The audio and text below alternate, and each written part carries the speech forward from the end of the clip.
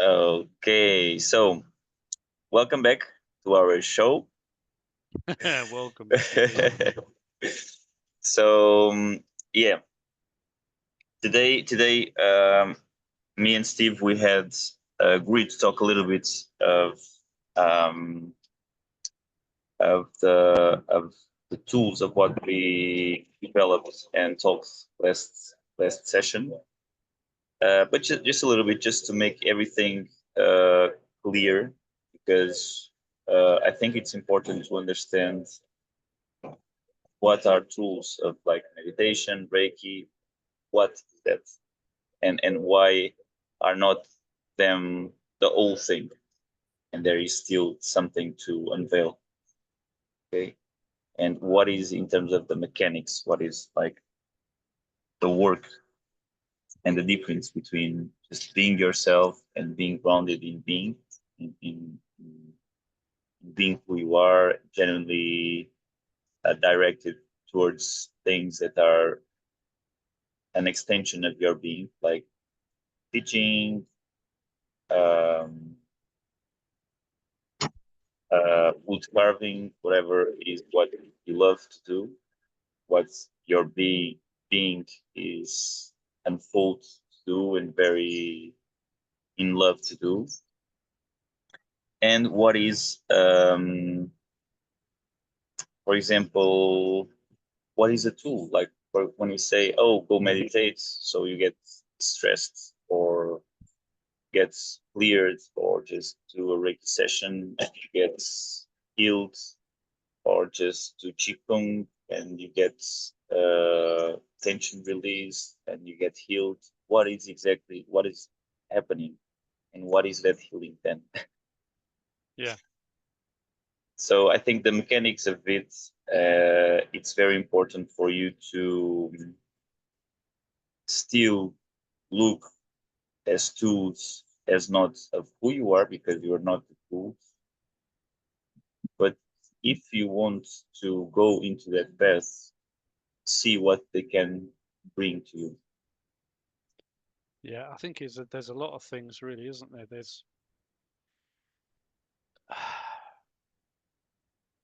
There's remembering why you're meditating.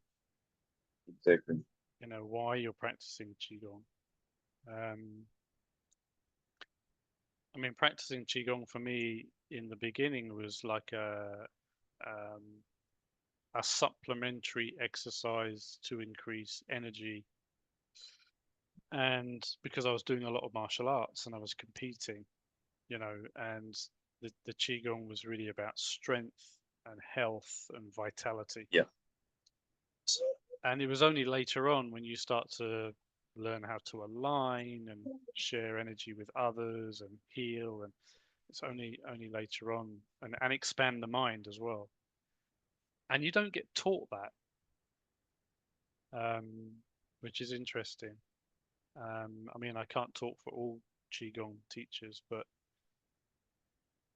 I haven't heard many people talk about expanding the mind and connecting with everything, all that is. So, like anything, there's lots of layers, and it's the same with meditation. Why do I need to meditate? Why am I meditating? I think the first thing is honesty, to say I'm not okay, I'm stressed, or I need some time. Um, but it's also, yeah, there's so many things that the mind will do, so many tricks that the mind will play, and it's too easy to, like we said last time, go from one identity to another. I'm stressed. I'm a full-time mum. I've got a full-time job, or whatever it might be that's stressing you out. I've got money problems, whatever it might be. That's your identity in that moment. That's the frequency that you're living in. So you do your meditation, and then you're calm and you're connected, and now you create the identity of somebody who meditates.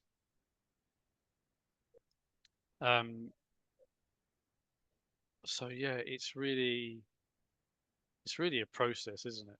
And the tool will. will change its role as you progress. Exactly. Um,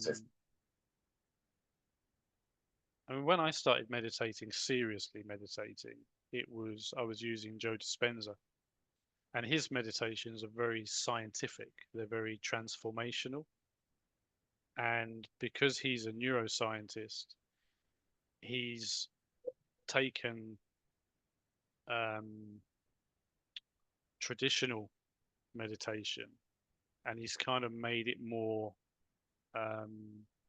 made it easier to consume, and he's put a lot of science behind it. So because people are very proof driven nowadays, they need to Yes. understand the reasons and need proof. Yeah. There's very few of us that could just say, okay, I'm going to go and live in India, or I'm going to go and, you know, live on the top of a mountain and meditate all day, or I'm just going to discover meditation for myself. You know, we've been taught that we need structure and proof. So Yes. his meditations are really transformational, and I definitely recommend them to people that are starting out. Um, but again, my experience was, I did the first meditation that I bought of his was an hour and 14 minutes long. And in the beginning, that's really a long time. But it was in sections, so you could do just some of it. And I did that meditation twice a day for a year. And I know this is my journey, it's not everybody else's. Some people can achieve great peace and wholeness in weeks. They don't need years. But that meditation as a tool took me to a point. And then when I got to that point, I looked back on it and realized I actually don't need to do that anymore. And then you almost evolve into something else, or something else appears in your life, different type of meditation, or a friendship, or something to take you on to the next journey, onto the next part of your journey. But I think a lot of people are doing these things because it's becoming popular, and it it's very easy to get lost in just being able to say that you do something that's popular, almost to tick a box, and forget why you're doing it in the first place. Yeah.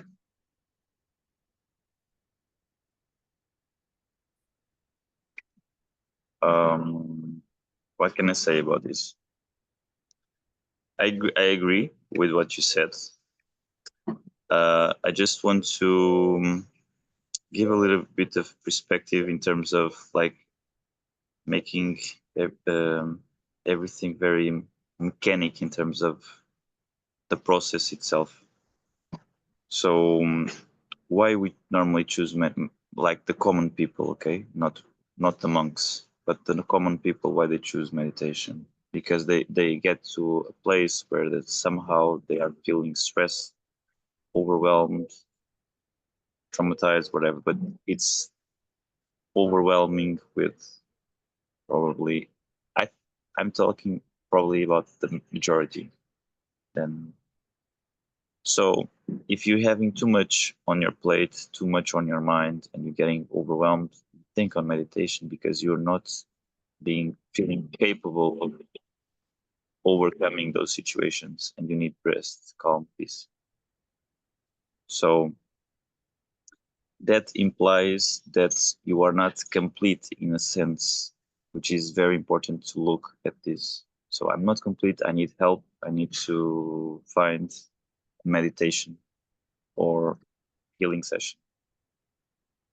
So then it's very important for the healer, or just if the person is working with somebody regarding the meditations, that this person will direct always the information to the person that you are complete but maybe in your life, in your day-to-day, you're thinking too much that you are not complete and you are overdoing and you are doing too much because you have like ideas that you are not worthy, that you are not enough, that you need to overwork. So the meditation, what is the meditation then? Traditional meditation is you just close your eyes, stay quiet, and these information start to come. And as they come, you start to be conscious on them.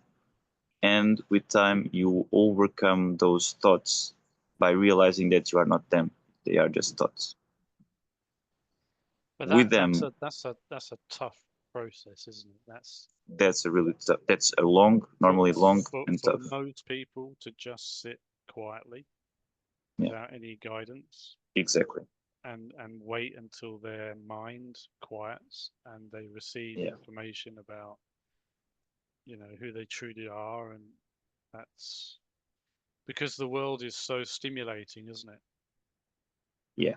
And that's why there are other modalities such as healing, Or a energetic guided healing, meditation, for or example. guided meditations, where you work with things in a very interesting way. For example, when we do meditation, we are linked through our bodies to the mind.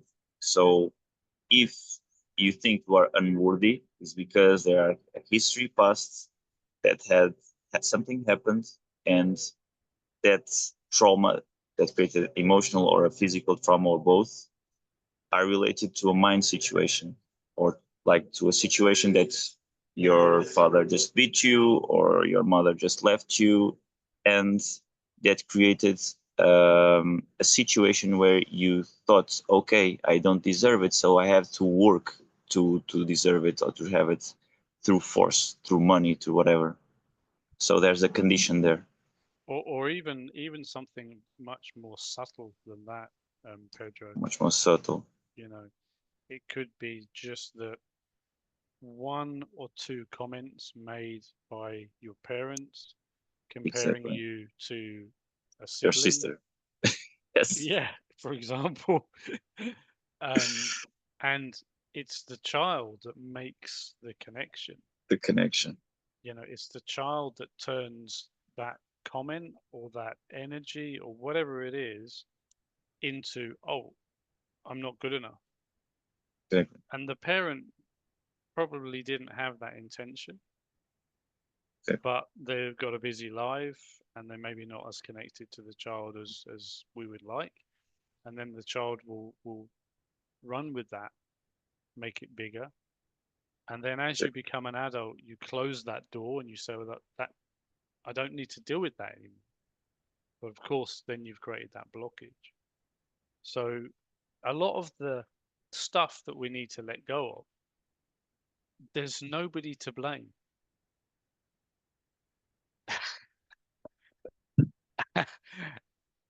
That's so beautiful. There is, and we want to. We want to. But no. We have to be honest and we have to say, I created this, and then work on letting it go. And that's the same. And when you talk about the letting go is the process that happens when the ideas that you created are let it go. The self ideas on you, like, oh, I'm not worth it. When those ideas are let go, you pass through a physical release, an emotional release, and a mental release, both at the same time normally. Yeah. And sometimes it takes even days, or it can take hours, or depends. But the thing is, and this is so imagine this: you are meditating, and then suddenly those thoughts, those emotions, those feelings start to arise, and they start to go into a framework of release where you uh, transform the idea of yourself, and you pass, and because of that you pass through a death process. That's a release. So it's very interesting, for example, how a tool such as working with a healer, and now I really want to tell this because it's important in a very specific, can be important through a very specific um, way. So you choose to have support through a person, okay? But it's important for you to know that um, you probably will do it or can do it alone also. You're enough. It's important to know that you are enough to do it, but still that you can do it with a person if you want to. Okay? Yeah, it's not a weakness. It's not a weakness. You're not limited. Okay? So if you're choosing it because you think, oh, I'm not enough, oh, I cannot do it alone, then you have to overcome that in the end. The same thing with meditation. Yeah, If you're thinking that meditating is the answer for you to find yourself, in the end you have to let go of meditation because you see it as a process. yeah. It's like Okay? I heard something the other day. It's like somebody that says, I lack confidence. Yes. And you say to that person, are you confident about that? And they say, yeah, I really lack confidence. And you're really confident about that. And they go, Yes. yeah. You say, well, how can you? You just told me twice that you're confident. Yeah. And They it's the just same. choose. If They you think just you're not choose strong the. enough, you know, you don't need to have that belief. It, Yeah. it, They just choose to have yeah, a negative belief because and somehow. that's okay. Yeah. But It's a, it's a it's it's limited. fluid, isn't it? It's fluid. Everything is always changing. So if you have a limiting belief today, it doesn't mean you're going to have it tomorrow. No. And it takes the same amount of energy to break a pattern as it does to reinforce it. The difference is, what do you want? What do you want for your life? And then you Exactly. go back to the worthiness. So you say, well, I want to be happy. Yeah, I want to be loved. I want to feel abundant. And then that voice in your head says, yeah, but you can't. You're not worthy Yeah. because of whatever happened, because of whatever. Yeah. So then you self-sabotage, and then this downward spiral until you can get yourself into a point where the constant release of stress hormones will cause disease in the body, and then you know it, Yeah. it can get very challenging. But I think 99% of the population will benefit from some kind of meditation, breath work, healing, whatever it might be. Yeah. Because, yeah, it's tough to be honest with yourself. It's tough to admit that you have a weakness or that you have something you need to release, or that your behavior is not optimal for your well being, or that your emotions are not loving to you. Because if you can't love yourself, then you can't love others. So it's tough to admit that, especially when everybody around you is all participating in the same story. Normally it can happen. Yeah. Yeah. So, but it's okay to step out of that path and just take a little detour, a little tiny adjustment in the sail of the boat or the compass, and just try another path for 6 months, a year, whatever. See what happens. It's, it's okay to do that. Um, but sometimes it takes courage. It's like I remember when I first started martial arts, I went with somebody else. and it was easier. It was two guys. We wanted to start together, and we went to the club, and it was much easier because it was new, and you're a beginner, and everybody else is better than you, and you feel very vulnerable. And this guy couldn't tolerate the fact that the teacher was female. Mm. She was a black belt, and this guy's ego was very controlling, and he never went back. And I went back, and I stayed with that club, and the teacher ended up being my wife. I was going to say that. Not anymore. That relationship, came to an end. But once I started going on my own, it was much easier because I didn't have to say, "Hey Pedro, do you want to meditate this afternoon?"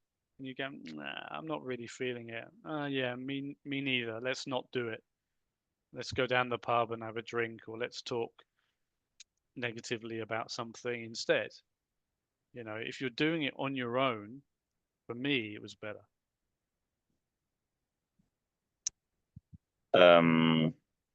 So the thing that I wanted to highlight is, for example, if you choose to work with a healer or with a Qigong instructor, for example, that role is very interesting. It's like you plug into a high voltage in terms of information, so you can pass through a bank of information that will show you some truth, at least. Can be one, can be many, regarding your path. And it doesn't mean that that normally, if it's what happened, it's not about the healer, because the healer is just a channel between you and the lower image of you and the higher you, the true self, your true self. And because that person just happens to have this capacity, specific capacity, not everyone is suited for that. There are some people that normally are more suited, and their path just normally is acquainted with some happenings, and their system is just good for that kind of things. And when they plug, it's just you plugging to a system, and then just, oh, okay, you feel emotions, you might feel the release, you might cry. That can happen or not, but in the end, it's a way of you releasing information. And that, I think, it's very important to now explain. When we have an information, it's a simple thing. It's just, imagine if you have the information that, oh, I'm not enough, I have to work harder. When you release it, you release that. So if you release, I have to work harder, what happens? You have to pass through the fear that make you wanting to work harder.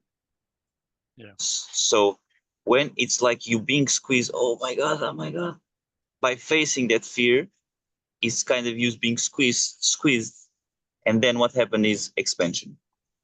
You physically feel like, oh my god, I feel so bigger. But you have to be willing To do that. to let go Yeah. of the comfort that you've created Yeah. around those behaviors, because it's far more comfortable, especially when you have other people that say, "Yeah, I feel the same." Yeah. It's far more comfortable to maintain that. It's still the same amount of energy to let it go as it is to maintain it, but it's more comfortable to maintain that. Yeah, because you know it Because you better. know it, yeah. And you get, the crazy thing is, man, you get support Yeah. even from friends, because they're also in the same position most of the time, and they feel like they're supporting you and they're being good friends, but actually they're not helping. No. They're not helping, and it takes somebody that is very, very honest to say to the other person, I'm not really going to participate in this frequency. I think you're great and I think you're doing enough. And that conversation, it doesn't happen often enough. It's normally, yeah, I feel the same. Let's both match our frequencies, bring ourselves Yeah. down. And yeah, so yeah, absolutely. When it happens, that expansion is a beautiful thing to watch, and it's a privilege as a healer to experience It's that. really, yeah, it's really beautiful. We even cried in it. Yeah, yeah. It's yeah, it's It's amazing, beautiful just to seeing the love. and it teaches us a lot as well. We always learn a lot. Yeah. Um, And we even, because of that, I'm talking about myself, but I think it's to you is the same. We can, just by doing that, we can even overcome things just in that process, yeah. because it's, or is someone who is had something similar to us, or is a different perspective of what we felt in life, and Or that, it and we or, grow or it makes us feel worthy. worthy. Yeah. You know, so Feeling purpose. yeah, it's a beautiful thing. And as we said in one of the other previous recordings, anybody can heal. We do it automatically anyway, a lot of the time. But there's also a lot of supporting bad behavior going on. So yeah, but yeah, I agree completely with what you said about the um, attending a qigong class, or a group meditation. You're not just paying for a lesson. Yeah. You're entering an environment that has a different frequency, and the teacher has a different frequency, and there's a lot of love, and there's a lot of calm and peace, and there's the real chance to find yourself, Yeah. and yeah, and it doesn't need to happen for years and years and years and years. It doesn't need to No. be an addiction. You don't need to become good at it. Yeah. There's no, if your goal is to become good at meditation, that's a real bad idea, because what you're Yeah. saying is, I need to be as good as possible at this tool because I can't let go of all the stuff that's stopping me from being my true self, which is full of love and joy and happiness. And so Yeah. don't get good at meditation. I did You I want to did that for a very long time, and as long as you have that goal, you won't get it. No, it's the same with qigong. Same with qigong. Yeah. The times that you stand there and you're like checking your fingers are correct and you breathe and you expand. Yeah. Yes, Forget there it. is a certain amount of that you need to do, because it consumes the mind and it allows you to stop the noise in the beginning. But In the beginning. there, I mean, I've been through it. I've been, because of meeting you, and you're less dependent on qigong now than maybe I am, because I still feel like I should practice, and I enjoy practicing probably a bit more than you do. Um, I know that you still teach and you still practice, but not as much as you used to. Yeah. But it's really interesting that you can actually stand for 10 minutes and have the same feelings, the same emotions, the same energy release, the same centering, the same expansion in 10 minutes as you could in an hour. Yeah.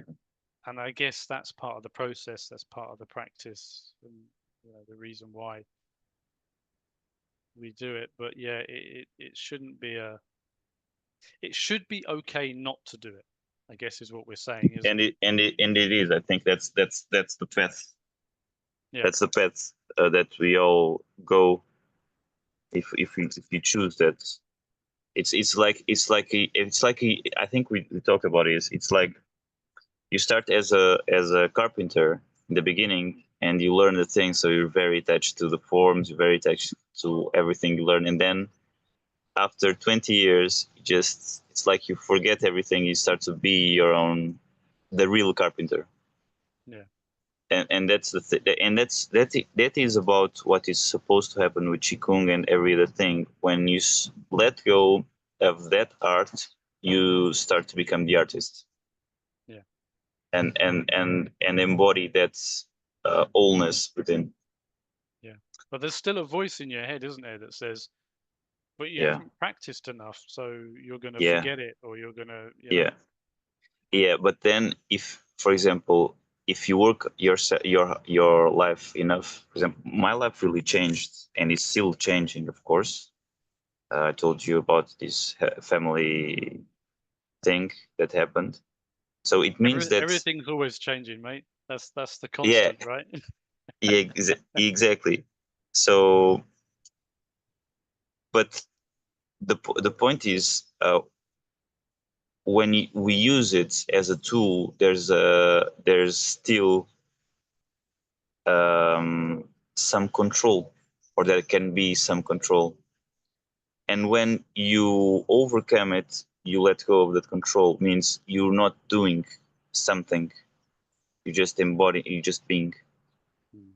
So the thing is, I really think that these tools can be amazing, but it's a process, and in the end, you have to overcome. Yeah.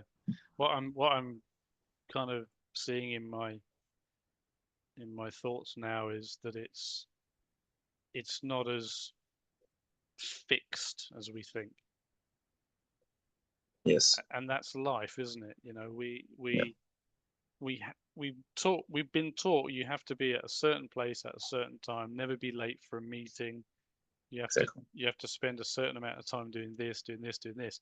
And then you find Qigong or meditation and you add it into that fixed You start to agenda. crack it. Yeah, that's not how life is. Life is like a stream. It No. should always be flowing and moving. And so you do Qigong, you pick it up, you do it for a while. Maybe you drop it for 6 months, you go back to it, you change teachers. Yeah, Doesn't matter. whatever. Yeah. Yeah, Or in my case, I just taught myself, and I just practiced and practiced and practiced because I'm that type of person. Um, but yeah, it's everything's fluid, man. Everything's yeah. fluid. So So it's 11:11, 11, and 11. I have to go, mate. I have a Okay, mate. lesson. Yeah, it was amazing to be here with you. Always.